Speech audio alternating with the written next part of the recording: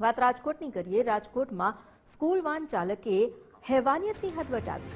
Van ચાલકે ધોરણ 9ની વિદ્યાર્થીની સાથે દુષ્કર્મ આચર્યું। અવાવરૂ જગ્યાએ લઈ જઈ સગીરા સાથે દુષ્કર્મ આચરવામાં આવ્યું। 1 વર્ષથી આરોપીની સ્કૂલ વાનમાં આ વિદ્યાર્થીની જઈ રહી હતી। માલવિયાનગર પોલીસે આરોપી વાન ચાલકને ઝડપી પાડ્યો। સગીરા સાથે વોટ્સએપમાં વાતચીત પણ કરતો હતો આરોપી વાન ચાલકને 12 વર્ષની દીકરી હોવાનો પણ ખુલાસો થયો છે।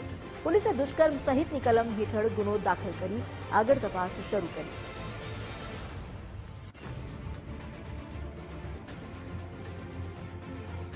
વધુ જાણકારી આપી રહ્યા છે સંવાદદાતા ગૌતમ ભેડા। ગૌતમ, શું વધુ વિગતો પ્રાપ્ત થઈ છે?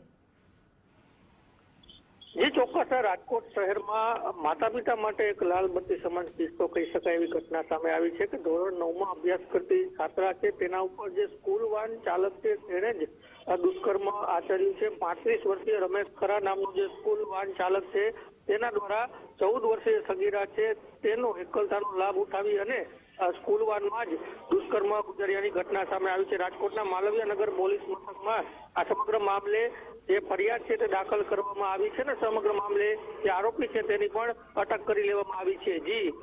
જી, આભાર આપનો જાણકારી આપવા માટે।